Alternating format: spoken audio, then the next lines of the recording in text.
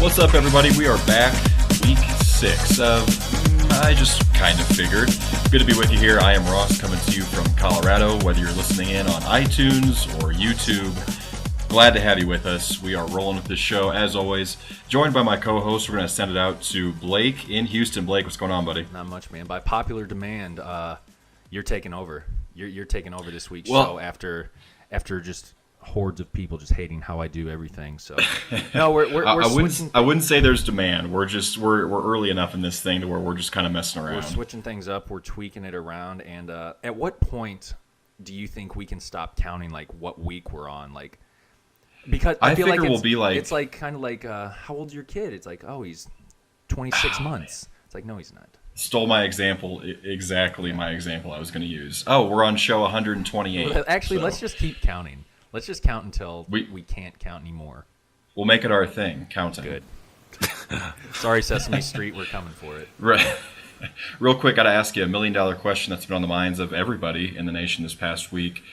Did you get the dog? So it's kind of funny because I actually had a friend text me and say, so did you get a dog? And this was yesterday or the day before, and I'm just like, what the hell is he talking about? And then it hit me. We have a listener. We have somebody listening in. So I go to the event. I check it out. I was teetering back and forth. Do I want to go? Do I not? Went out there, checked it out. Even chatting up like the people at the event. My girlfriend had brought her dog along too, and they're like, we're seeing like one other dog. And I was like, it's probably in the back or whatever. And we're chatting this guy up, one of the bartenders, and we're like, yeah, he's thinking about maybe getting a dog and stuff like that. And he's like, oh, very cool, very cool. Is this like his trial dog? So her pug, he's like, is this his trial dog? And I was like, yeah, she lets me hold the leash sometimes. But anyway, like we're still talking to this guy. We buy our beers. And then a few minutes later, he's like, I don't know what like struck his court. Like he's like, oh, by the way, the event was canceled. And then, so we're there, but it's like, why do you think, like, do you think we just go around, like, just make it, like, striking up conversation, like, hey, what's going on? How you doing? I'm actually thinking of adopting a dog. Like, what are your thoughts? So anyway, went there. It's just because it had rained too much, and I guess they don't want to get these dogs adopted bad enough. I blame it on them. But anyway, it's probably, I look at it as a sign because now twice there have been events that have been canceled for dog adoptions because my apartment tried to host an event too, and it was the week of the hurricane. So 0 for 2, probably shouldn't get a dog. Just not in the stars, probably brother. Shouldn't get a dog, but hey, that's not a problem because you know what? 1 for 3, you're in the Hall of Fame for baseball. So I still got a shot here. So no dog as of yet, just me. All right. Well, still got time, so good to hear you're making a smart, responsible decision there. I don't know. I want to toss it out to our perennial guest. I don't really know what the word would be, but he's practically a co-host by this point. JJ out in Chicago. What's up, buddy? Not too much. Just chilling in Chicago. Like I said, I got a bit of a cold, so I think you guys are going to have to do most of the duties this week. Yeah, I mean, it sounds all right. I should say that you do have a new setup microphone-wise, and it's sounding pretty clear. I like it. All right. Yeah. So anyway, I got to ask too. What we got the quality mic, and that's we were about to push JJ out the door. He did what he had to do. He upgraded his quality, and he's still on with us. So thanks, JJ. So yeah, week 6, we're rolling here, and JJ got to ask real quick. Bears on today. What time? How you feeling? I don't even want. It's going to be. Just give it up. It's over. I mean, they play at noon against the Cincinnati Bengals, Cincinnati Bengals, and I was just checking my phone prior to coming on with you guys, and it looks like there are a number of injuries on the Bengals and a number of people sitting out. So, I mean, I'm holding out. I have a slimmer of hope, but. A glimmer of hope, I should say. For me to interject without, derailing this completely, do you even want them to win as a Bears fan? Like, I'm just fine. Let them lose. Just let them keep losing. As long as they're competitive and Trubisky looks all right, let the Bears lose. Get some draft picks or even a draft pick that could then parlay into a trade for more picks. I mean, winning right now does nothing. Yeah, I'm kind of on the fence. Like, all I have to say, like, if they lose out, I won't mind, except if they lose to the Browns. If they lose to the Browns, I'm done. Like, I'm already basically done, but you lose to a team that hasn't won a game, that's inexcusable. And after last week, the Robbie Gould payback game, I mean, that was brutal to watch as a Bears fan. Yeah, when a kicker gets to talk that much shit after a game, like, you're kind of in a low spot. Yeah, he scored every single point for the 49ers, including the game-winning, clock-ticking out field goal. And then he taunted the sideline afterwards. Right. I would have been flying double birds all the way out of Chicago. Yeah, it was Robbie Gould's world. We were just living in it that day. Yeah, good to hear. Good to have you guys back. We are in that period where we're kind of halfway between the holidays, Thanksgiving. We talked about. I don't know about you guys. I'm in that lull where you're just kind of counting down the days until Christmas. Because here we are. We're recording on December 10th. How are you guys feeling about the Christmas season before we get into our big talk? Are you shoppers? Are you Christmas music guys? Blake, we'll start with you. I would much rather receive than give. No. Wouldn't we all? To be honest with you, I'm not like... I'm doing some shopping. I'm trying to get out ahead of it. I've been better than I have been in the past, way better, because I really backed myself into a corner where all of a sudden online shopping is not an option just because of the arrival date. But no, I'm doing all right. I'm not a huge Christmas guy per se, as far as like there are no trees or lights in my apartment. Nothing like that. I don't even have any sort of decor that even resembles Christmas. So yeah, I'm kind of indifferent. I know some people just lose their mind for it and just go nuts and set it up right at Thanksgiving and don't take it down until January 9th or whatever. But no, right. I'm just kind of coasting along. It is definitely sneaking up on me though. It's pretty crazy how it is. Yeah, we're right at that sweet middle between the holidays, and it got me to thinking. I'm not a Christmas music person at all. Like maybe the last few days leading into Christmas. JJ, how do you feel about Christmas music? Because I know up in Chicago, there's got to be a ton of stations that play it starting like November 1st. Yeah, do you have Christmas music in Chicago? Yeah, generally, do they know it's Christmas? Well, there's something that's kind of annoying about. Well, I guess depending on who you are, but generally, I would say that I am not a fan of Christmas music. I pretty much hate it. But the only two artists that I can kind of deal with are Mariah Carey and Boyz II Men. Like anytime that there's some sort of Christmas theme song with them on the radio, I'm like, okay, I can tolerate this. Well, and that's fitting for this podcast, so that doesn't go unnoticed here. I want to open it up to a quick debate, just because it's the time of year where everybody's thinking it. What is your guys' most hated Christmas song? If you had to pick the one, for me, it's "Wonderful Christmas Time" by Paul McCartney. I don't think there's any opposition to that. That is very specific. Yeah, I don't get super pumped for any Christmas music by any means. The one that I can do all right with, like JJ said, the Mariah Carey, All I Want for Christmas Is You. That's a pretty good track. You can get down to that pretty well. And I do like, and it's strictly because of Home Alone, is I can do all right with. I got to go from the. What is that? Oh, the White Christmas. White Christmas. There we go. Just because it's in Home Alone, I think that one's all right. All-time most hated Christmas song. I really can't stand Christmas Shoes. That thing can just die a death and never have to be listened to. I can't stand any of like the really old-timey ones that are like Noel, or whatever the hell that song is. But like this, you know what? This is we need to make a Christmas album. I just kind of figured since the Christmas hits. No, but the thing I was wanting to mention earlier about Chicago, one of the things that they do, if you're walking down like State Street or like Michigan Avenue, they have speakers that they set up like in the bushes, like giant loudspeakers, and you'll be walking and then they'll randomly start playing Christmas songs. Just really rubbing your face in it. Well, yeah, it's just one of those things. I do like the Boyz II Men, Mariah Carey shout-outs, both real strong 90s artists, but I don't know. December 26th is just a nice day when all that stuff goes away. So sounds like we're all on the same page.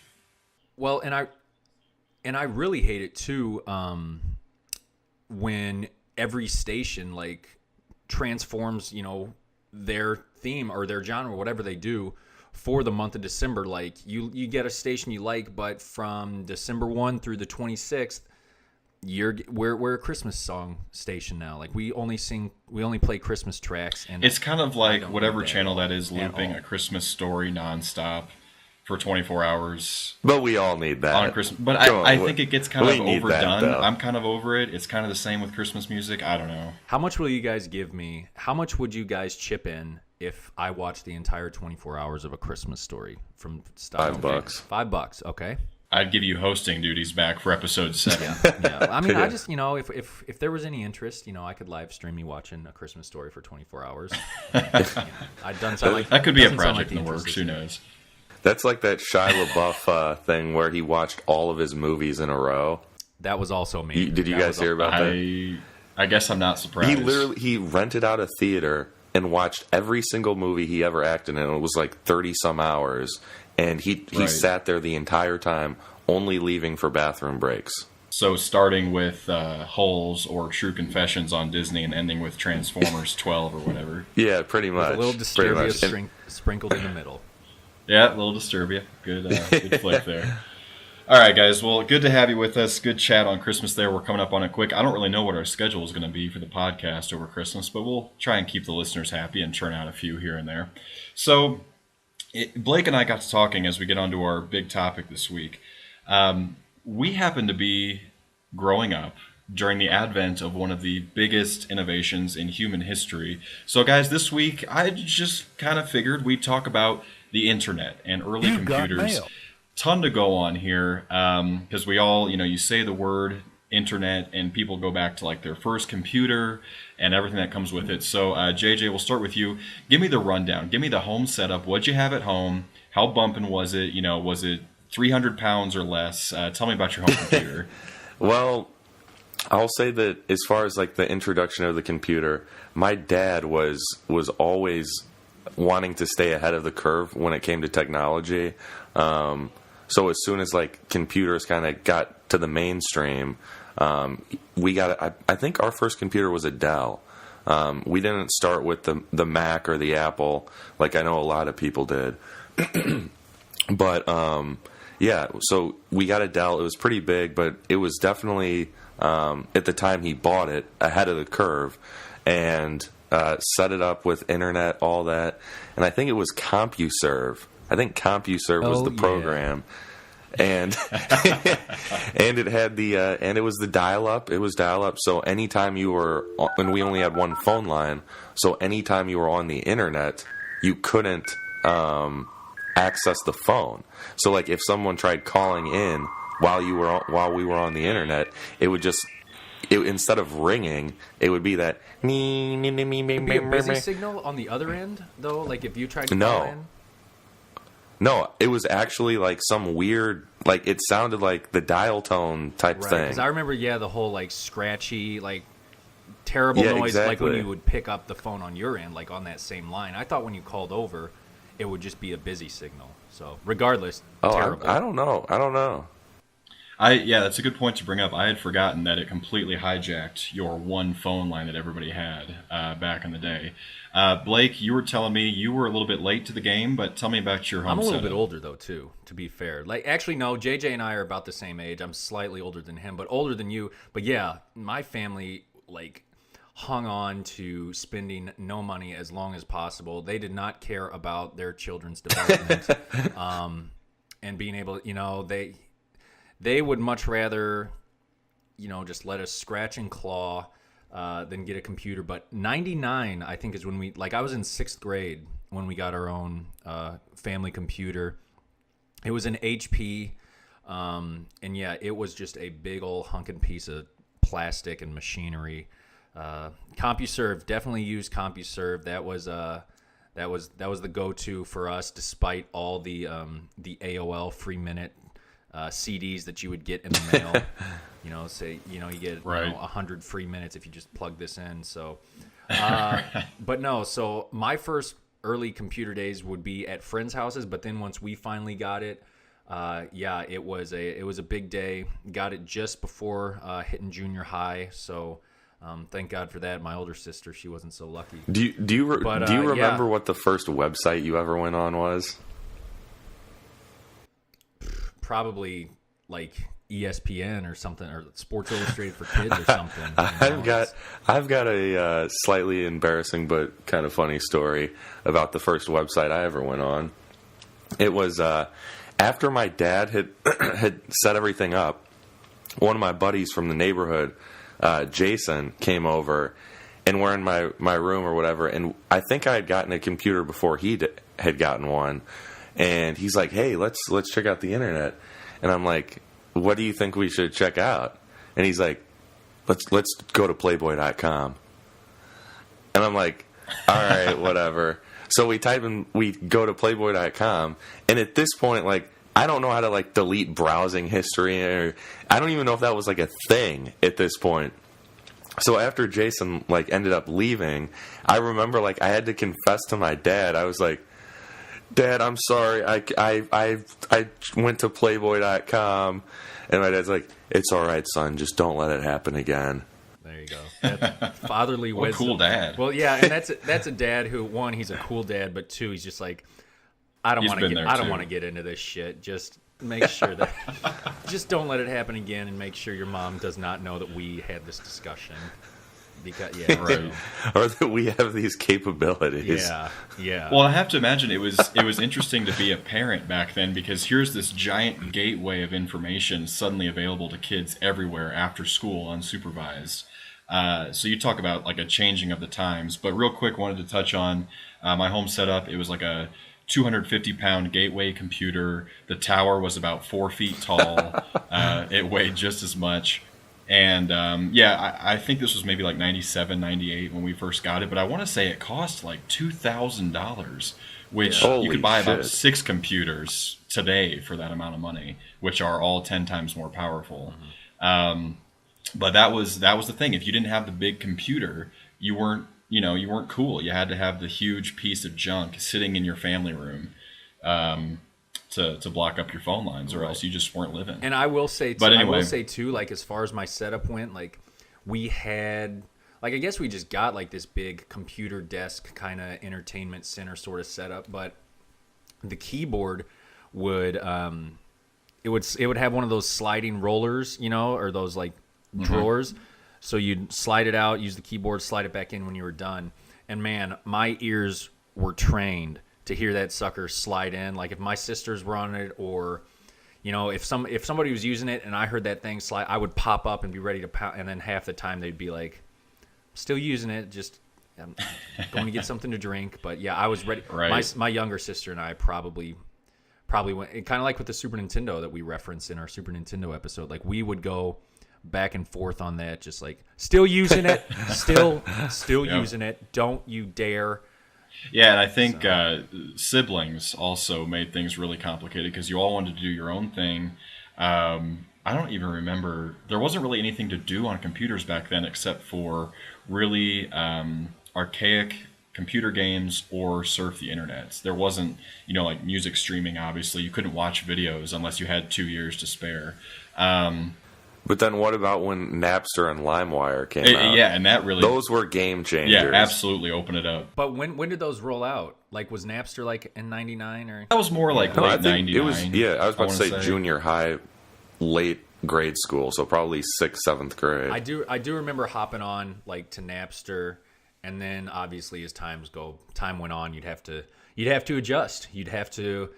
adapt to whatever's getting shut down. So then you go to LimeWire, you go to Kazaa. I forgot about Kazaa. Like Morpheus. Like you said, Ross, I mean, it was like, check out this hilarious SNL skit. 99 was the original release date. I just looked it up. Yeah. It's like, let's start downloading this SNL skit where Chris Farley gets mad about drinking the coffee that he served. You would have to start downloading that thing right when your friend got there, and check periodically throughout the night to all right, halfway there. It says it should be done right at about 5:30 a.m. Downloading speed was so slow. It was bad. Can you imagine if we still had this, like if we went back to those downloading speeds, like how pissed off people. Civilization would be set back about 30 years. I have difficulty even thinking about like, and we did it. Like, I guess we just barely missed like the major, research projects and papers. But like, I can't even imagine writing like major papers for like high school and college and whatnot through a typewriter, handwritten. Like, that's the biggest thing that I could not go back. Like when I was in law school, hearing stories about like professors and stuff that were doing assignments and stuff, going to the law library. I'm like, oh my, or like even full-time lawyers that are doing all their research by going to the library.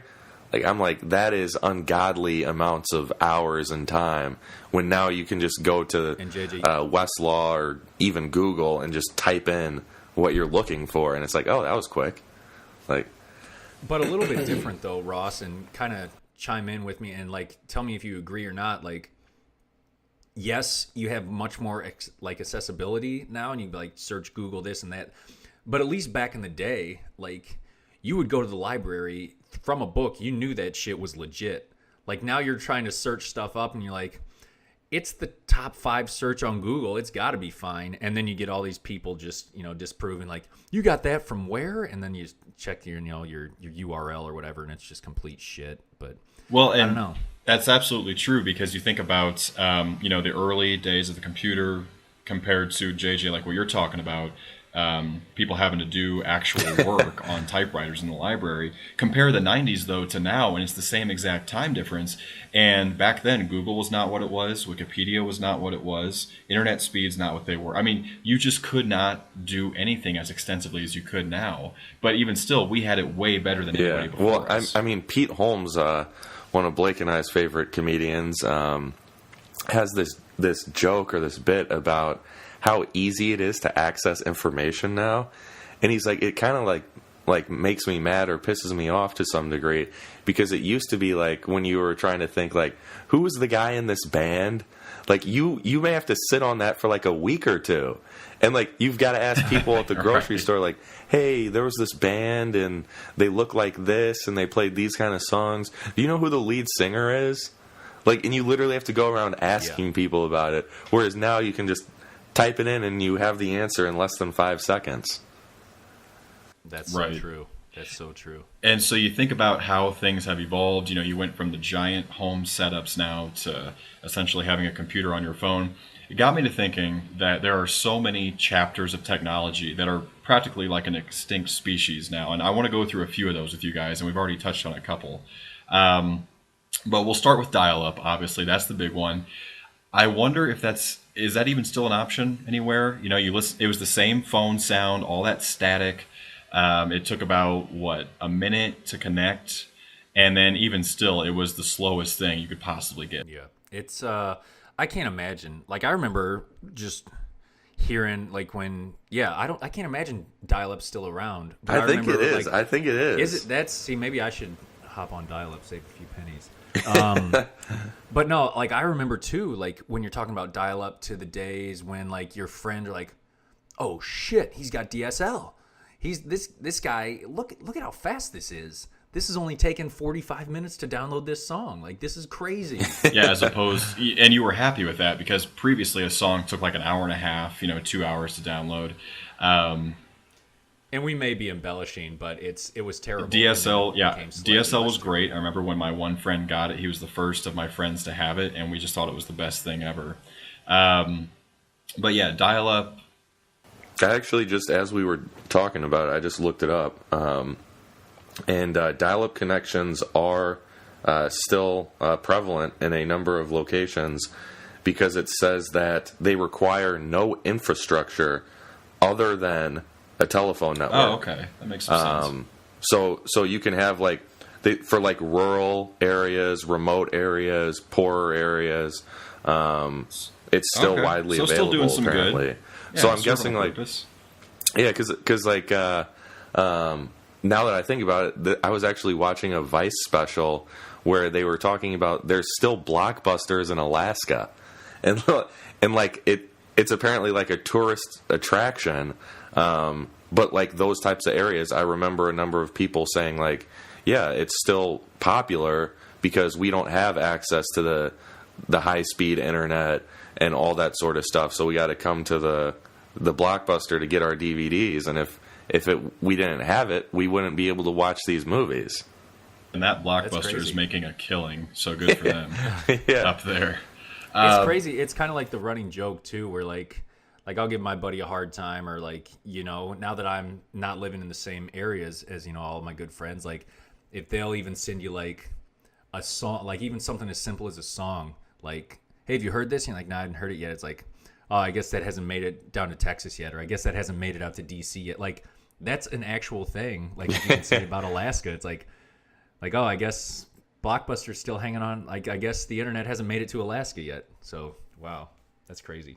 And, you know, just the whole dial-up thing, if you had to pick a sound of the 1990s, would it not be the dial-up sound? I think that's got to be personifies the entire decade. That's definitely in the top 5. And another one that's in the top 5 has to be the NBC basketball theme song. Oh, yeah, by John Tesh, our buddy. Also, that's up there, too. Also good. Fun fact, that song is called Round Ball Rock, if anybody cared to know. I'm going to download it now on my high-speed internet. Yeah, it does have a name, and you can download it in about 10 seconds, hopefully. Or watch it on YouTube, also something we didn't have back then. So dial-up, dial-up came and went. Thank God it's not a thing anymore. Another thing that I love, it's such a symbol of the 90s and early 2000s, I think it lingered a little bit, was internet companies mailing you their CDs saying, hey, here's 60 hours free of our stuff. And this was back when I guess there still are different providers of internet, but there were a lot more providers back then. But you guys, of course, remember getting those CDs, I imagine.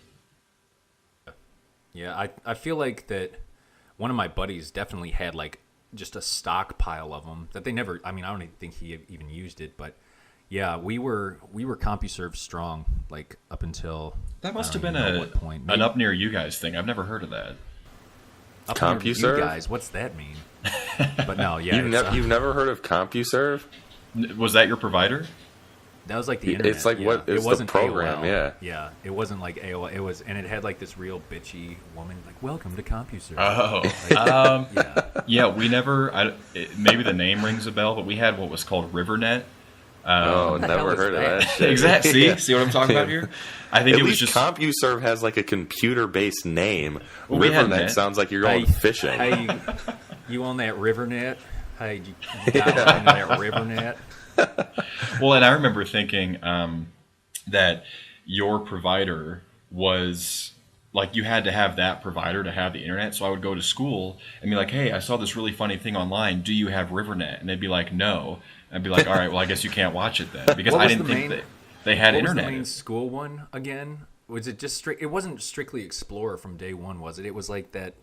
I thought it was like something different. Maybe it was a lot of Explorer. I thought it was. Well, and that's the thing that Microsoft got in so much trouble for was they had that convenience of putting their software onto every computer for the most part. Mm-hmm. So I think it pretty much was Explorer, but I bet there was maybe one other one. Netscape, was that it? That's it. I think it was there we go. I can't remember. I don't think I've really, unless it was like an accidental, like, you know, an automated pop-up from like, you know, click here to open this, whatever, and it would pop up into Explorer. I don't think I've ever used Explorer outside of going into it to download a Firefox or a Google Chrome. Or being at like a school library or something. It's like, get the hell away from me. That little. Sure. That little smug E. I mean, I'm looking at it right now, and I don't know why it's even on my taskbar because, yeah, I do not use it at all. Right. And so the companies, they'd send you the CDs, to use their browser as well, I remember. And it got to the point where we were still getting them in like 2003 to the point where I'd get them in the mail, and I would just bend the envelope and break the CD in half before even messing with it. JJ, did you guys... I don't know anybody that really... enjoyed or used those CDs. JJ, did you guys use those? Never. I mean, I don't know never once used it. The only thing, but that does, talking about AOL, it does remind me of, was it just called Instant Messenger? AIM. Yeah. They just phased that out. What were your guys' usernames? It had something to do with I think my first one, Like my very first original, actually the one that, because you could make instant messenger through CompuServe too. I think mine had to do with the White Sox. I think because I was a big Sox fan back in the '90s. Represent before the World Series. Here's what you'll learn about me is I was late to the game on every sort of chat, so I never had ICQ until like everybody else had left ICQ. I didn't have AIM until everybody else had left AIM, so I forget my username. You're still updating your Zanga. I never had a MySpace. That's what happens when you're on the RiverNet. Yeah. See, you guys live north of me, so things just it was slower to get to me. We live down south, but but no, I think since then, like it's been pretty consistent, just with my first name, last name, some sort of correlation with that. I mean, outside of that first run, and I remember yours distinctly though. Tupac fan 33. Yes, sir. Yeah. You are a '90s kid. Nice. So, would you listen to a Tupac Christmas CD? Like you said, he would never stoop that low. No, I'm not asking. Let's say Tupac comes back. He's been laying low for all these years, and he comes back by dropping a Christmas CD. Would you listen to it? He had his chance with the hologram, and he didn't take it. So I think that the Christmas thing has maybe sailed. My brother was actually at that performance. I heard people just lost their minds, which I don't blame him. Yeah, he said it was insane. Well, another '90s guy. I like it. See, they all just come full circle. We just get to toss them into our internet RiverNet conversation. We just start puking it all out. We start puking out. So let's see. We've Dunkaroos. We've got let's see the CDs. We've got dial-up. Let me look at my list here. I made a few other notes. Here's a good one. Chat rooms were huge when the internet first really became popular. I know they still exist, but you definitely don't hear about them ever anymore. And it reminds me of a time when my sister and I were on the computer, the giant gateway, 2,000 pounds, and we're in this chat room, and we were just messing with some guy. He seemed to be like in his late teens, early 20s, and that's the thing. Like you didn't really know and understand just how connected. Well, do you remember the little A/S/L thing? Oh yeah, age, sex, locations. Great. Told you everything you needed to know. Yeah. Let's get down to business. So I remember we're sitting in this chat room, and this was just before we truly understood, like, you really are out there talking to real people. And so we're talking to this guy in a little town near my hometown, and we try to convince him that we were an old woman who was on the Titanic. What pranksters we were. And so we're just kind of leaving this guy on. He probably didn't believe us, but he kind of went with it. And at one point, in all caps, we said something to him, and he comes back in all caps and just goes, "Blow me." And and my dad is in the room looking over our shoulder, and he sees that and just kind of goes, I don't know about that. And so that was the end of that chat room. But it was very, you were just very out there and exposed. And like I was saying with parents, they didn't really know what was going to come with the internet. So they had to learn all this stuff as we were learning it as well. But did you guys ever do chat rooms? I feel like you may have at least once. I feel like that was like a main thing. And that was more so with like friend computers too. Like you didn't really explore it alone. Like it was more so, at least on my end, like if you had friends around, like, yeah, it's like, let's go mess with some people. Like, let's see. So that's probably all that the chat rooms were. But yeah, you're just like, all right, let's see kind of what's going on here. Let's give this guy a hard time. I feel like chat rooms were kind of like the first step to like the degradation of society. Probably. Like, because I remember I had heard on TV at the time, like, about all these, like, predators and stuff, like, being in chat rooms. So I remember, like, the first time I went on, it was, like, through AOL Instant Messenger. Like, they had that little sub thing that you could click on, and then it would take you to, like, all the different chat rooms on, like, all different sorts of topics. And I remember, like, the first time I went into, like, a chat room, I don't remember what the subject was or whatever, but I do remember it feeling kind of, like, dangerous to some degree. Yeah. Like, I'm like, should I be here? Yeah. Should I be talking to these people? What is happening right now? Like, and you never quite knew what to expect, and that was the whole learning aspect of it. Yeah. And then kind of talking about AIM, like when I would use the AIM chat rooms with like, so hypothetically, like I would use it to actually set up chats like amongst like my friends, but then because like you can make just like custom chat rooms and then just invite your friend to this, And I remember though, like, just because I was a jerk kid, I guess, or whatever. But like, you set something up, it'd be like me, my buddy, or a couple buddies, whatever, a couple girls, and then somehow like they would invite a friend in, or somebody else would somehow get in, and you're like, nope, fuck this, and then you drop off of that chat room and start a new one. Like, if somebody just finagled their way in, I remember that. Like, you'd be like, I don't think so. Get out of the chat. That's exactly how it went in your head. Like, it's funny you phrase it that way because that's exactly how it was. Absolutely. Nope, I don't think so. And and now we just talk even more about like the chat room and the AIM use and all that stuff, and just away messages and profiles. Oh God, so big. Like, I totally forgot about the away messages. People, yeah, just like, all right, let me put up this away message, but I'm lurking here, so let's. Yeah, and not only, but there was like a lot of thought that went into the away message. Witty, you gotta be creative. Yeah, you could just you could either do like the default, but then everybody would be like, okay, whatever. Or like you could like target it, like, or like reading other people's away messages. Like, you'd be talking to that girl you liked in 6th or 7th grade or whatever. And then she's like, I gotta go.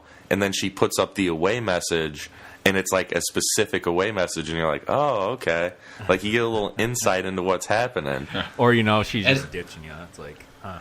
Well, yeah. It was always one of the two options. And you think about the fact that chatting replaced calling people after school. So, like, no longer did you have to call the girl's house. You got to just chat back and forth after school. It really opened up, I don't know what you want to call it, but just guys, we were able to talk to girls a lot better this way. It was kind of nice. I was a real coward anyway, like, as far as calling girls, no way.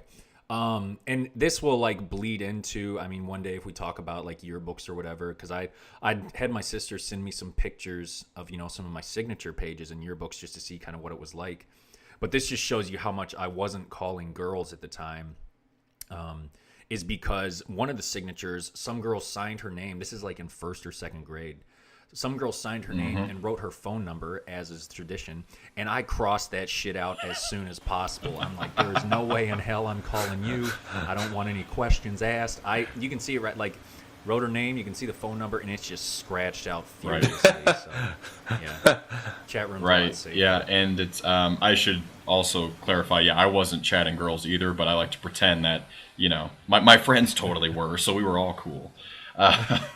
That's the right. ultimate story. Oh, man, that story. Should I go into it? I think you just gotta, just because you feed into it, where like if you put yourself out there and it doesn't go how you're hoping it goes, it's the ultimate like, let me pass this off on. I didn't actually say that. I didn't. So Ross, you've told me this story before, but this is like the ultimate. So as I mentioned, I was late to the game on everything, and that includes ICQ. That was the big one where we were, and I'm sure for a lot of people. And so, my friends all had it. They were talking to their friends and the girls after school for like 2 years, maybe 3 years before I even got it. I just didn't care that much. Plus, we always had the slow internet at my house. But I finally get ICQ like the summer before 9th grade or something, or I don't even know when it was, but it was late. And so that was a big deal for me. I had my friend list, and I was just kind of like, man, this is awesome. Like, I'm finally catching up to everybody as everybody else was migrating away from ICQ, but whatever. And so one day in the summer, I had my 2 best friends over. We all lived in the same neighborhood. And we're in my basement, and I've got ICQ pulled up. Well, my one friend is a little more bold than I am and decided to mess with me a little bit. So he goes to my friend list and he starts joking that he's going to send messages to people that I don't approve of. And so classic ploy. He goes onto my computer and he picks out this girl on my list who I'm friends with. Very smart girl, very nice. I had known for a couple of years, but obviously just a girl from school, And so he types out the message, "Hey Jane, it's Ross. I want to make love to you, ... in the butt," and sends that message. And so I'm like freaking out. We're laughing because to him it's funny. Like, but in my head I'm like, okay, yes, it's funny, but also I'm the one behind this message. It's not funny if you're the one sending it. But it's junior high. You play pranks on each other, whatever.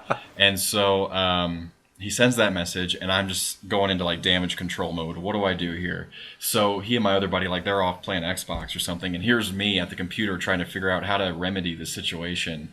And she hasn't responded. I don't think she was online at the time. So out there is this message saying, "Hey Jane, I want to make love to you." New message in the butt. So, because to ninth graders that's hilarious. So my first reaction is to be honest about it. So I send a follow-up message to Jane and say, "Hi Jane, haha, sorry about that. That was my friend Craig. See you at school in a couple of weeks." And so, The added at the very, but hey, you know what? We'll see you soon.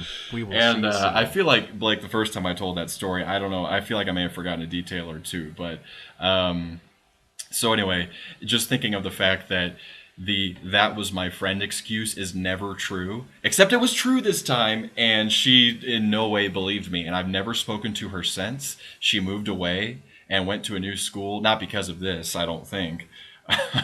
But I seriously have not seen or spoken to her since this incident, probably 13 years ago. It really was like the ultimate saving face. Like you would message a girl and be like, blah blah blah, talking to, "Hey, by the way, you're kind of cute." No response. Right. "Sorry, that was my friend. That wasn't me at all." It was the old See fallback, ya. and for Bye. me that day, I pray that it worked, but I still don't know. It's kind of like the accidental text on purpose. Right. The whole Curb Your Enthusiasm thing now. But the thing was, like, back then, that was a legit thing that happened frequently. Yeah. Like, anytime my friends were over, they did the same shit. Mm-hmm. They'd get on AIM and they would start doing the "Hey baby, you're looking sexy" like type thing. And then you're like, "What the hell, dude?" Right. Like, why would you do that? Messing with somebody you- else's instant messenger was pretty low. Yeah. So, But most friends did it. and I yeah, feel and like. so that's, yeah, Blake, thank you for segueing into that, because that did open up the whole, "Oh, that was my friend," and, messages you didn't send, and having to be careful with what you say and all that stuff. So, Jane, if you're listening, that really was my friend, and I can still tell you the truth on that. So, chat rooms, big part of what we were doing back then. And yeah, JJ, like you said, kind of the degradation of society. I would tend to agree with that, because it just, I don't know, they just didn't seem to be healthy ever. Because it just gave people the ability to say anything with no fear of repercussions. It was definitely the precursor to Even social being- media in a way. It doesn't. Yeah. And it doesn't even matter. Like it would. I remember. Like it wouldn't even matter what chat room you were in. Like you could be in like a baseball chat room, and then all of a sudden you're getting a message like, "ASL, what's going on?" Like, Yeah. good lord.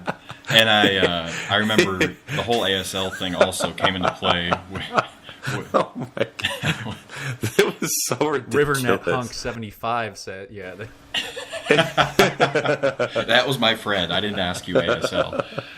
But real quick, the one time I did use ASL the most was on Yahoo Pool, which we can get into Yahoo in a minute. But I was a frequent user of that, just trying to get to know some peeps, playing some 8-ball. I actually remember, now that you talk, like, these things, like, when you first mentioned that, I'm like, okay, what is it? But I played that game too. Yeah. And you get in there. Like, I didn't play a whole lot of because I'm terrible with, with just like degrees and like geometry and because I just keep slamming the 9-ball from rail to rail, just never would get. I was like, God damn it, no. And then, yeah, so that didn't spend a lot of time. I didn't spend a lot of time there, but you say Yahoo, like, some people, I guess, were really deep. I was always into AIM. My older sister, though, yeah, she was strictly Yahoo. So I guess some people, you just had to pick your poison too. Right, and I guess that leads me to my next topic. If you guys had to pick out like the one website that was like quintessential late 90s, for me it would be Yahoo, the one that just isn't what it used to be. But you think of all the big websites back then that just are not at all what they used to be. For you guys, anything stand out website-wise? I mean, a lot of them have already, they've all advanced. They've gotten much more interactive and all that good stuff. I'll tell you a website, though, that I spent so much time on, both at home and at school, was actually Playboy. No, it was. Did either of you get into? I think it transformed into Shockwave, but CandyStand.com. Oh yeah, I think so. Yeah. I would spend so much time on that. That thing right there. That's a website that I. That's a good I call. think of with the '90s, like Candy Stand. It all started with like the. I mean, it was just all mouse based, so that was the best part about it. It's like it started with like the football kicking one, where you just. But a lot of recess, a lot of home time spent on the Candy Sand mini golf series. Yeah, very good game and website. JJ, any websites for you stick out? Candy Stand. That was a good call. Now it's really got my brain going because I remember there was another one. There was another website that had a lot of like short videos. That was my brother was on it all the time. It's gonna bother me that I can't think of the name of it, but like a prehistoric YouTube in a way. Yes, it was well known for like there was like this Rusty Fingers video, and there were like Trogdor. Do you remember Trogdor? I remember the name. Yeah, I'm gonna have to look this up after. Was it? It wasn't G Prime, was it? No. I'll figure it out and bring it up later in the podcast. But another one that I would tease, very nice tease. Yeah, he's getting good at this. Another one that I would be on, and I've got a funny story about this. Was IMDb. They used to have like chats, like that was what they were famous for, chat rooms. But within the last year or two, they got rid of them for some reason. I think it related to the degradation of society thing. Like they didn't like where some of the conversations. Yeah, they didn't like where some of the conversations and stuff went. But so I was on that site quite a bit, and I remember there was one time my dad and I, whole family, was watching Ghostbusters, and the guy who shuts down the power plant.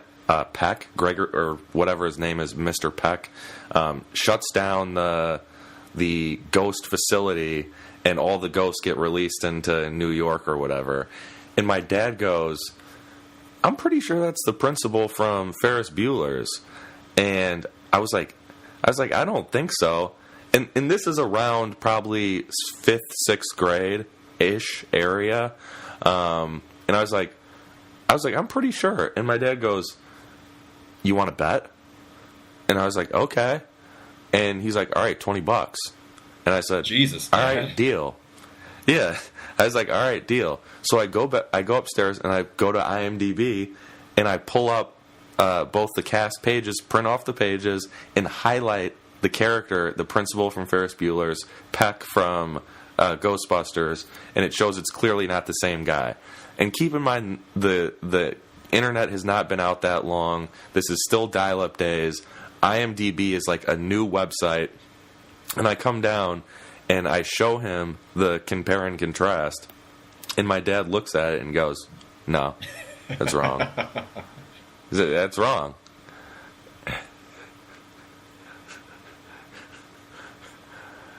No, he legitimately thought he was right. And he goes, "No, that's wrong." And then I was like, "Well, it says right here." And he goes, "I don't care what it says." He's like, "Unless you have better evidence than that." I'm like, "What do you want me to do?" He's like, "I don't know, but that's not legit." And then my mom said something like, "Oh, come on, Joe." And then my dad at that point, he goes, "You want your money? Take your damn money." And he pulls out the $20 bill and just throws it on the ground. Haven't spoken since. That's awesome. So that was one of my first memories of the internet. The internet making you money at a young age.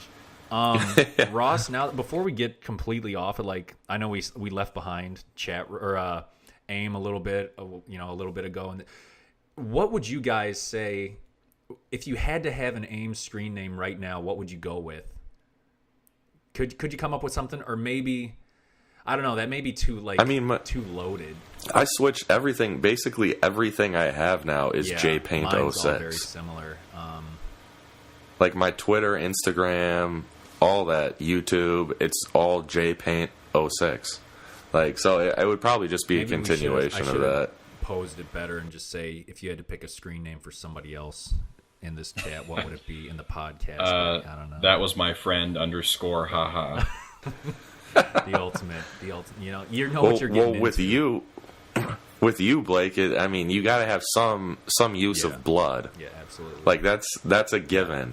It's a must. Yeah, I'm lucky in that regard. So. Yeah, so I don't know exactly what I would do. That's yeah, but that was your identity though back then. That was what people attached to you, and if you were cool or not, or what group you fit into. That's a good question though. I really don't, but I know whatever I did come up with, it would be 3 years after everybody else when they're all kind of getting over it. So Raw Screen 2014. Like, why did you pick 2014? Gangnam_style 2014. I do want to share one more thing. Speaking of websites, IMDb is a really good one. I actually didn't gravitate toward that until much, much later, but Yahoo was always a big one. But I remember my sister and I, again, when we weren't chatting up people with our Titanic stories, we would go to this website called CelebritySlugfest.com. And I'm getting no reaction, so obviously you guys haven't heard of it. I don't know. Well, I don't know if I've heard. It was kind of low key. Like we probably saw it like on a TV show or something, or maybe it was like an MTV thing. But basically, you go to it, and it was just a boxing match between like two celebrity characters. Whoever was famous back in the late '90s, like Pam Anderson versus Geraldo Rivera. I don't know. And so we had a blast on this site. It was just these very just boxing matches, but it wasn't very well done, obviously, because it was the late 90s. But it taught us the lesson that sometimes websites change, and sometimes people snatch up domain names that didn't have them before. So Celebrity Slugfest one day was a fun boxing game. The next day we go back to it, it is a hardcore pornography site. And so you just had to watch out for that kind of stuff. And I just, again, it all goes back to you just never quite knew you reach out what to you their, were getting into. You reach out to the FAQ, contact us. Any time frame when the boxing will return to this website? Is there any idea when that's going to happen? Looking for Celebrity Slugfest. And we just didn't understand at the time that that's just kind of how the internet worked. It was all free for all. And so anyway, got to watch out for that stuff. To this day, still do. I haven't been to Celebrity Slugfest in years. I don't know if they bought the domain back. This is also a bad story, or, whatever you want to say. But it's, so when I was in, this may even bleed a little bit like post, maybe like 2000, like 99, 2000, but I remember back in the day too, I would visit GameFAQs.com, and I would check it out. You would see either I think there were even forums. My buddy showed it to me. Anyway, I told one of my buddy's younger brothers about it, and I sent it to him. Maybe I wrote it down, whatever. Long story short, he mistook the Q for a G, and that was bad. His dad was not happy with me at all, and I said, no, that was not that's supposed to be a Q. I probably did a lowercase q, but yeah, I don't know what he felt, and maybe he didn't even visit the site. He just maybe saw it written down. But yeah, that could have been bad. I don't know what they would have uncovered, but yeah, that was the ultimate right. Mistake there. But by the way, I found the website that I was thinking of. Let's hear it. And it's funny because the launch date was January 1st, 2000. So it was literally the first day of post 90s. But it was Homestar Runner. Oh, sure. I remember that. Yeah, so they had a whole bunch of weird videos. That was by far my brother's favorite website. And it's nice to hear that it wasn't affected by Y2K, January 1st, 2000, so it made it. They really put all their eggs in one basket here. It's either going to work or it's not at all. Yeah. Homestar Runner, man.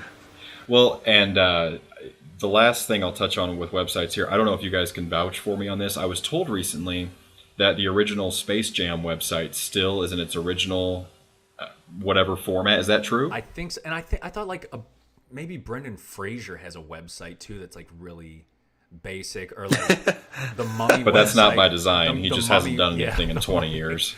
That thing is stuck in '98 right along with the Mummy. So. Holy shit!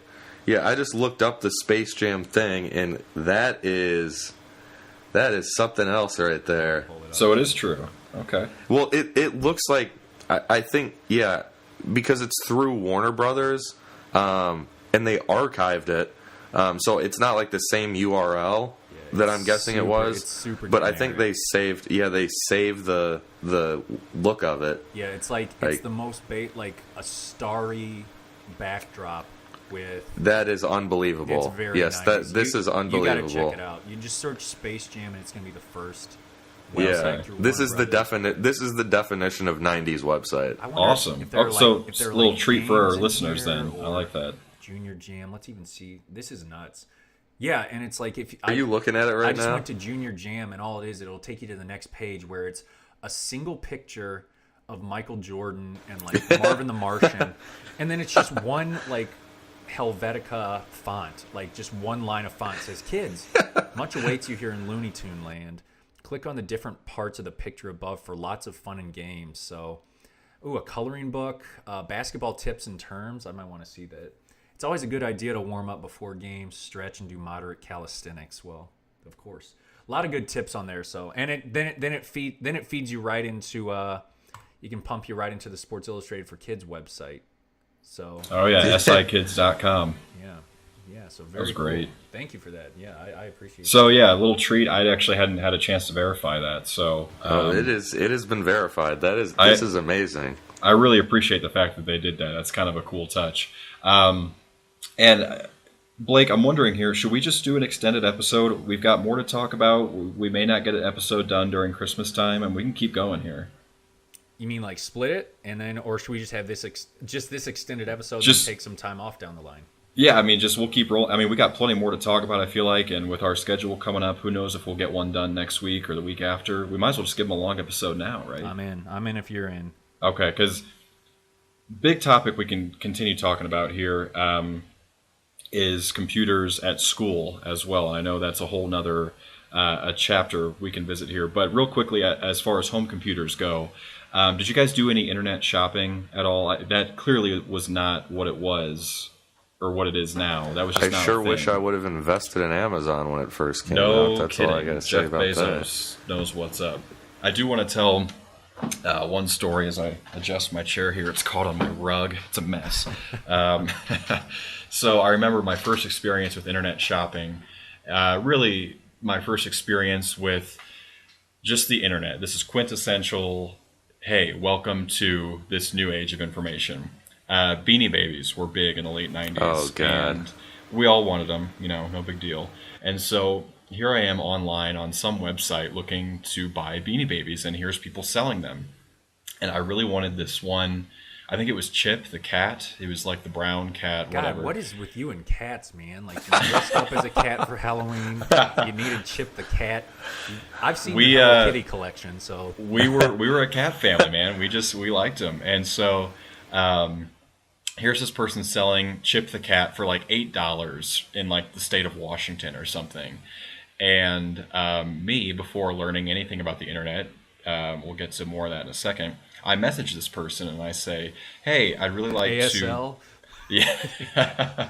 Without my parents' permission either, by the way. I asked them, hey, I really want to buy your Chip the cat. Would you come down to $6 for it? Look at me haggling like a boss. Is it this calico cat, like with the black eye? I think so. And so I've never seen this cat. The person very nicely messages me back. This is some adult in Washington, other side of the country, says, hi, nice to hear from you, but sorry, the price is going to stay at $8. So me, having not learned much about the internet or communication or, most importantly here, internet etiquette, I reply back, oh, not going to go down to $6, butthead. And so I send that message back. And again, no parent supervision. And this adult writes back, and they were not happy with me at all. You need to learn something about respect. And, why would you talk to somebody like that, blah, blah, blah. So That's just another lesson, kids out there. If you haven't started using the internet yet, just be nice to people. That makes That's my me advice. think. This happened recently, but it was with '90s toys. A friend of mine, mutual friend of ours, actually. I think all of us know him. But anyway, he was telling me that he's big into '90s toys. He loves collecting them. He even said he wants dibs on if we ever talk just on a broad topic of '90s toys on this episode or this podcast. He told me probably within the last year, he is trying to buy all the action figures from Hook, the movie. And That's amazing. none of them actually look alike, but he was actually trying to haggle down. Like, these are boxed up action figures, and he's trying to haggle down from $6 down to like $4. Like, he refused to buy if the guy didn't come down. He did not come down, so he said, you know what, not worth it. But he must have found another one because he actually, as a gift, bought me, and this is kind of cool. He bought me a Peter Pan action figure from the Hook series of toys that I actually had when I was when I got it. I realized I had this one as a kid, so it was kind of nostalgic, kind of cool. But he bought it boxed up and still in the original packaging, and it was, except for the fact that the glue from the plastic to the cardboard had. It looked, you could take, yeah, it's technically in the box, but once you actually open it up, it just flimsily flails open, so it's not actually boxed up. But I'm actually looking at it right now on my desk. This Peter Pan action figure. Have not gotten it out to play with yet, but maybe one day. So that was kind of cool, but no haggling. No, people do not want to haggle on 90s toys, whether it be in the moment or 20 years later. Well, and first off, apologies for the drilling going on outside my place. There's a guy putting up a fence, but I feel like the reason is he opened it himself and played with it before sending it to you. I tend to think that's the reason. Or my buddy played with it, and he's like, yeah, he got some time. But man, I'm really distracted by this guy drilling. I hope he quits. So you hope he quits his job. Yeah, he's been at it for like 3 days already. It's a small fence. I think he can hear me. Shit. So anyway, so internet shopping, really opened up the floodgates. Early 2000s more so, I'd say. Yeah, because late 90s that wasn't really talked about. But guys, let's go ahead and get into school computers. I don't know so much if internet was a thing at school. You mainly just used the computers for computer programs. Leads me to three initials that you don't hear much today. That would be IBM. You guys have IBM operating systems back then? Oh, yeah. I believe we did. I think so, yeah. Big blue screens, big block letters. It was classic. Yeah. Loved it. So, JJ, let's start with you. What do you think of when hearing about school computers? Because this was kind of a different breed. Like, you had your home computer, but then you had the school computer. I feel like the number one thing that comes to my mind, and probably most people my age, is Oregon Trail. Yeah. I mean, that's instantly like the number one thing. Yep. Also, number two was floppy disks.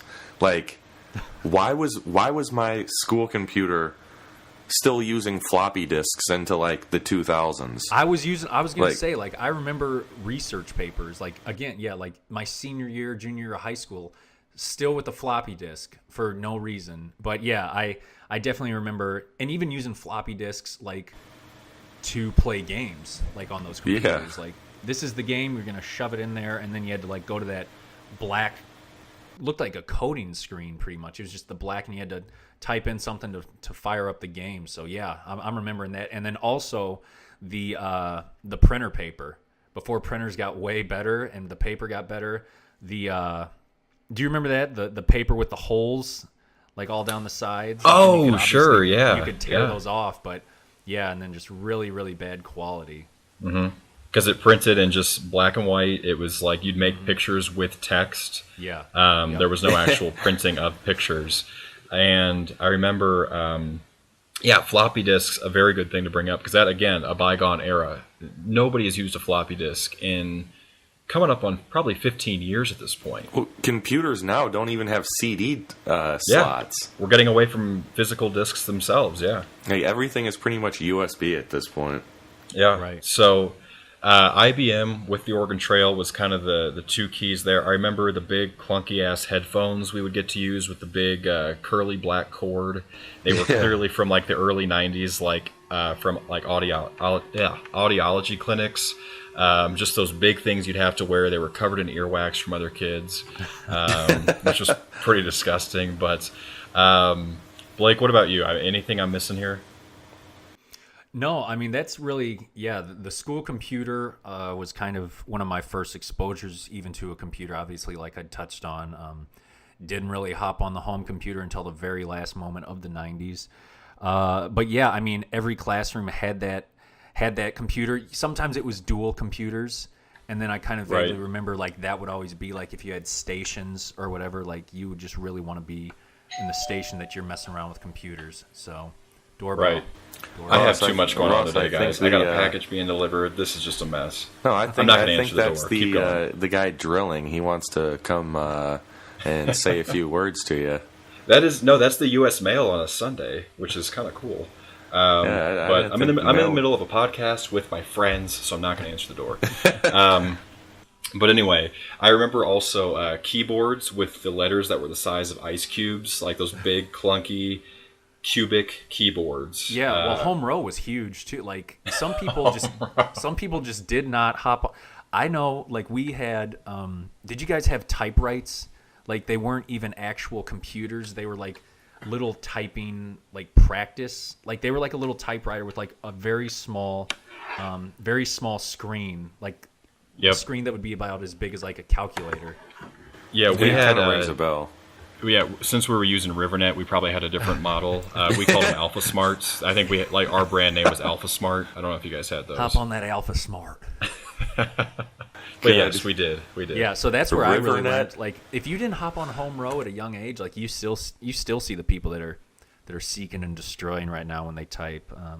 So yeah, lucky for me, my Guam is through the roof. So no, you honestly know why I got so good at typing? Is because of AOL Instant Messenger. Yeah. If it were not for that, I would not be the typer I am today. Yeah. But like, if that girl wants to, if you're in a good conversation with her, you better speed up what you're typing, buddy. You don't want to leave her hanging.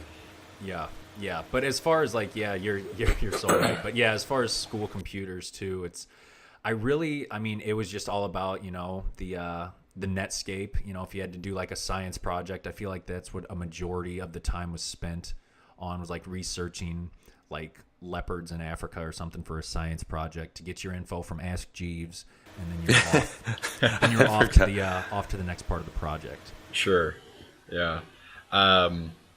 And I feel like I kind of want to start like a 90s era tribute band that plays Kids Bop songs and call the band Home Row. That just sounds like the perfect name now that I think about it. That's a pretty good name. Yeah, Home Row. Man, I hadn't thought of that phrase in a long time.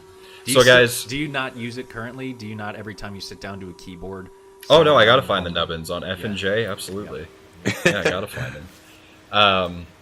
So, of course, that leads me into a big part of school computers. You were playing the games at school. They were designed to help you learn stuff. So, guys, what was your favorite game from the school computer era? I think we'll probably all be in agreement on at least where Oregon Trail stands. Was it your guys' favorite? Did you have another one? What'd you think? Well, I mean, to start off, like that. The computer in the classroom, complete game changer for indoor recess. And then that was just a dead sprint from lunch to the classroom because you wanted to get on one of those computers. Sure. Really a big fan of Oregon Trail. And then really if you're playing it with like you could have like up to 5 people. Like even if you weren't clicking, like, hey, you type your name in there, you're invested. Like you're watching what's going on, seeing until your character dies, and then it's just not ever fun. I know that I would always mess with the rations, and try to go light on the rations. Go bare bones until some people died off, and then I was going to feed myself. I was always way more concerned about how my character's health was doing. And then the best part about it was just the hunting and killing way more than you could actually take back. You're just trying to snipe out some buffalo. You kill, 900 pounds of meat, and you can carry back 12. Like that's all. But it was worth it. It was worth it to you. And I'll be honest, I hardly remember beating the game completely very many times, because I don't even remember getting to the point where you had to do like the very last quote unquote level where you had to like steer your raft or whatever, like to safety. But yeah, I mean, great game. A lot of good memories. I'll let you guys kind of talk about it, and then I've got a couple other games that were school related that kind of come to mind too. But JJ, you brought up Oregon JJ, Trail. go ahead. Yeah, I mean, I'm having a tough time even thinking of any other games. Like, I'm thinking, like, maybe, like, computer chess. Like, I can't really think. Let me throw in Math Blaster, if you guys had that at school. I did I not. think we did. I was never good at math, though, so I'd always steer clear. Yeah, That's I don't- probably the reason why I'm not good at math. I don't recall it, but I do distinctly remember basically everything about Oregon Trail. Like, I remember beating it a number of times, and that end screen with, like, the music playing or whatever was just... And then you got different iterations of it, like, when you got older and the computers upgraded. Like, the first Oregon Trail I remember playing was on, like, an old Apple or Mac, and it was, like, that green LED-looking color. Like, it was like the whole screen was black, and then the game itself was, like, green LED dots. Yeah. But then, like, by the time, like, I got to probably junior high, the game was in full color.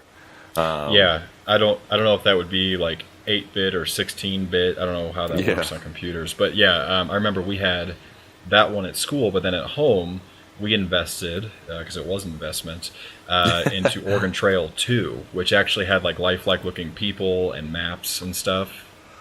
So kind of what you're talking about with the I got upgrade. another one. I don't remember if this had to be around the same time. Where in the world is Carmen San Diego? Yeah, I remember that game for sure. That was a good one. Yeah, that one was great. I'm trying to think, and this is, less school. I guess, do we want to bleed from both school and just home? Best Yeah, game yeah, lost, just or do you computer, want- yeah, disc games in general, So- whatever you played.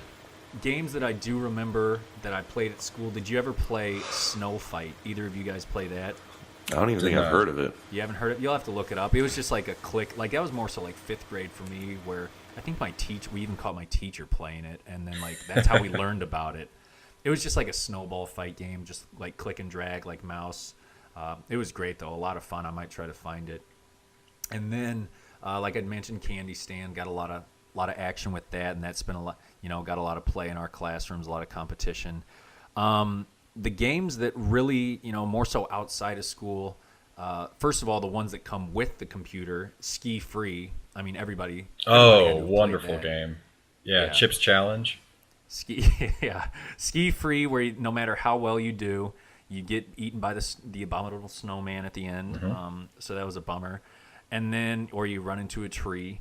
And then, of course, solitaire, you get your action. And my mom loved playing solitaire, strictly to the point that she wanted to beat it so that then the cards would just go nuts all over the screen like that. That's what we all were gunning for in life, ultimately. Yeah. And then Minesweeper, where I think, Ross, you know how to play it. I would just I do. I would click aimlessly. I would just go good. Well, And here's the just hope for the thing. best.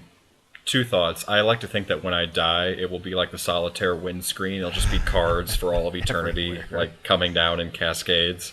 But also Minesweeper, when I was a little kid, I obviously didn't get the point. I thought the point was to find the mines as quick as you could. And so I would win every game in about Undefeated. a half a second. I thought I was really good. Yeah. Well, a non-school game, but a game that had to be the most popular game, in my opinion, of the late '90s, early 2000s, say it. is Counter-Strike. Oh, no, you didn't say it. But I do remember, Every single person I knew played Counter-Strike, and that was like the first. That was the first game I remember playing where you like connected with people online, and like it would be one of those games where people were like, Johnny, why is your internet going so slow? You're lagging. Yeah, like you're lagging. They get on you. Yeah.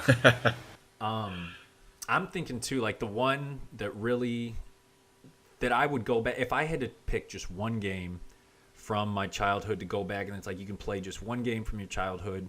It's all you can do for this weekend, for a week, whatever. That's your only form of entertainment. Fire me up Roller Coaster Tycoon, and I'm boy. That's pretty good, too. That's an episode all its own. That's kind of man. in the same vein as like The Sims. Yeah. You remember The Sims? Like that was pretty. I know some people that still play The Sims. It's still popular. Oh yeah. Yeah. But that's even like, I haven't, played it since, like the first one. But even like when these games, sometimes simplicity is the best. Like they've come out with so many roller coaster tycoons and stuff, but I think I even tried to play like the second one. Give me the first one, hands down. And if you say that you didn't, crank up the speed on that one loop-de-loop ride and shot the people off you're lying. If you said that you didn't drown some of your mascots or some of your park guests, you're lying. Actually, the nice thing is now you've got websites like Steam where you can buy old games. So about 2-3 years ago, I did buy Roller Coaster Tycoon 2 and still have that on the laptop I'm using now. Is it any good? It's great. Oh yeah, it's just like it. I think they took away some of the features of Death Coasters. But you are still able to funnel everybody with no entry signs onto the one same piece of land, path, and then you just right-click it and delete it, and they all fall in the water and die. Wow. So park rating takes quite a hit, but it's still fun. Make sure that they buy their concessions and their souvenirs first, though. You need that revenue. Get the money up front, then drown them. That's how you clear out your park. I will say that I remember Math Blaster was a big one. Of course, Oregon Trail, and real quick, I remember my computer teacher in grade school would warn us that we have to make the epitaphs on our gravestone appropriate, because she threatened that I can see every single one that you guys type, so I don't want to see anything bad anymore from you guys, because as kids we'd put like, oh, Ross died from pooping his pants too much or something. So that was always. Did you say you could even print those off though?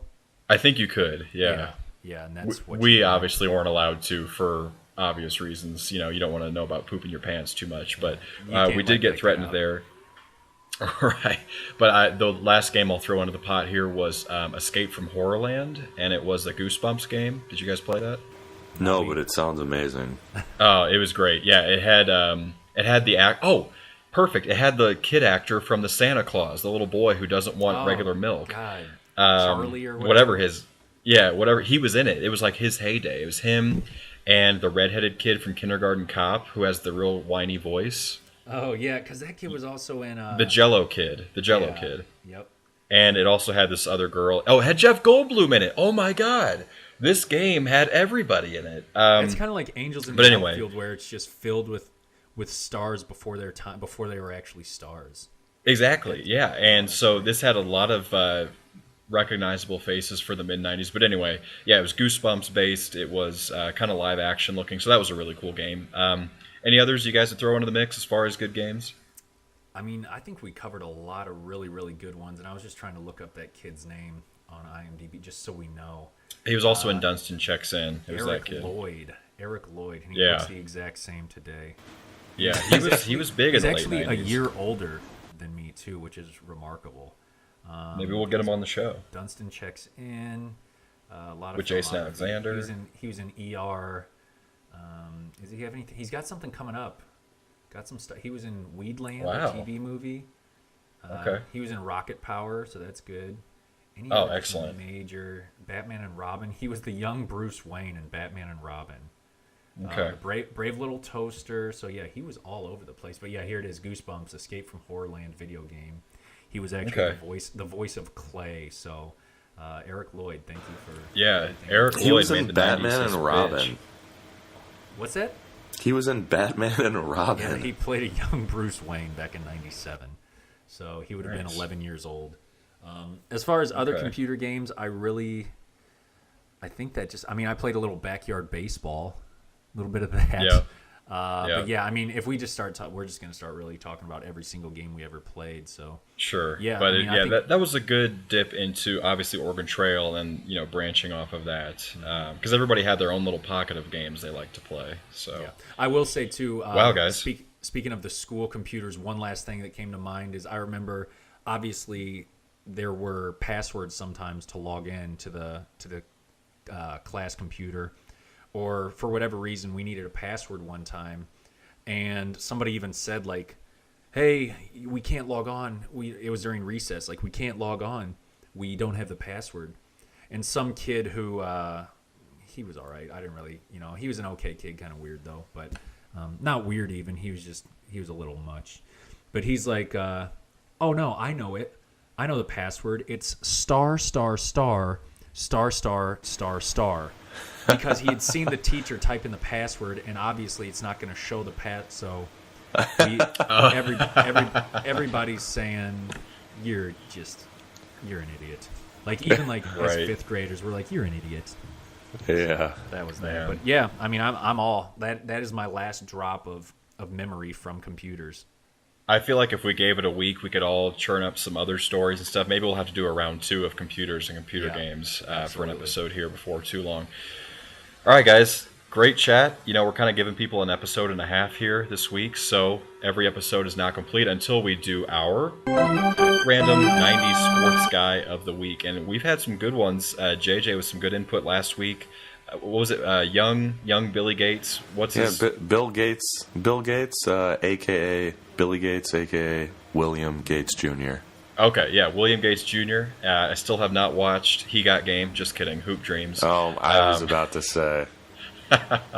But no, that was a good input, tying in the cinematic with it last week. This week, I decided to take the reins on it, and we all kind of agreed before the episode. Pretty much everybody's one of their favorite 90s guys. This week, guys, we are talking the legendary Detlef Schrempf of Seattle Supersonics fame in the 1990s. Just an interesting guy. You know, we talked about a guy in the movies last week. Detlef Schrempf has been all over TV as of late in the last couple of years. I'll give you the quick rundown. German-American, retired professional player. Obviously played in the NBA. First-round pick of the Mavericks back in 1985. Was that the draft with Ewing? Was that big draft?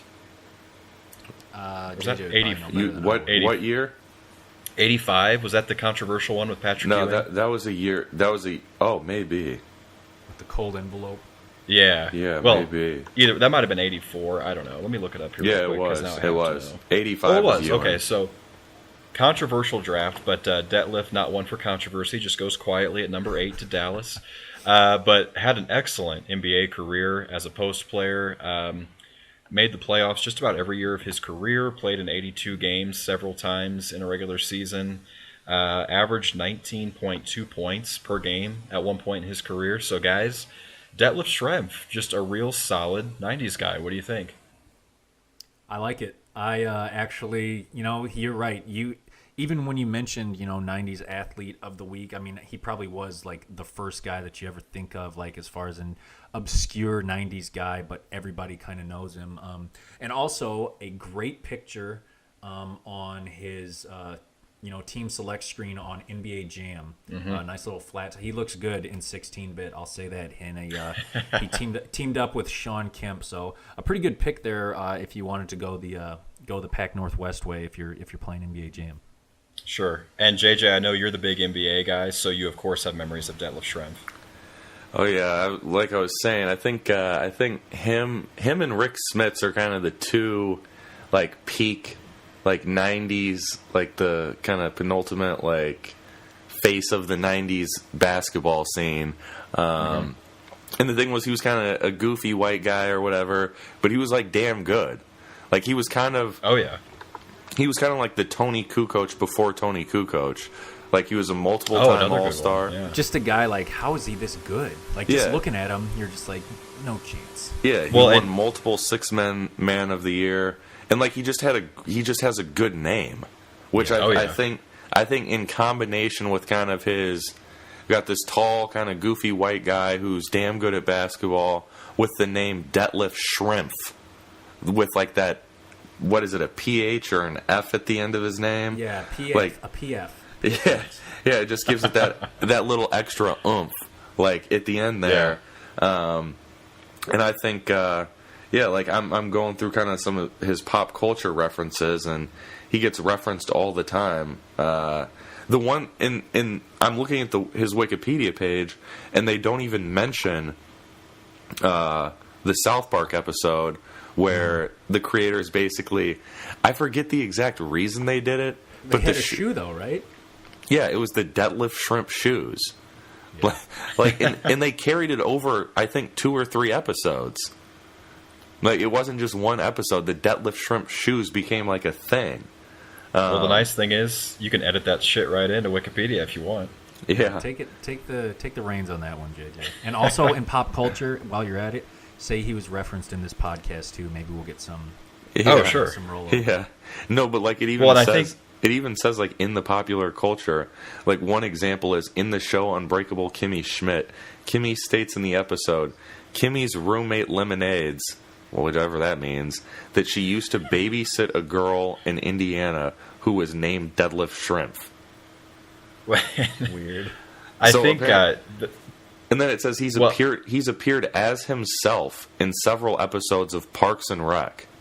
Yeah, which was the big one for me because that was when I knew Parks and Rec was a legit show because they've got Detlef Schrempf and they also paired him with Roy Hibbert, which was great, great couple of cameos there. But I think him being referenced so much in popular culture just speaks to the fact that he is a guy for so many people. He was 90s basketball if you lived in the Northwest, and should also mention he played for the Pacers, so of course nemesis of the Chicago Bulls for a couple of years there.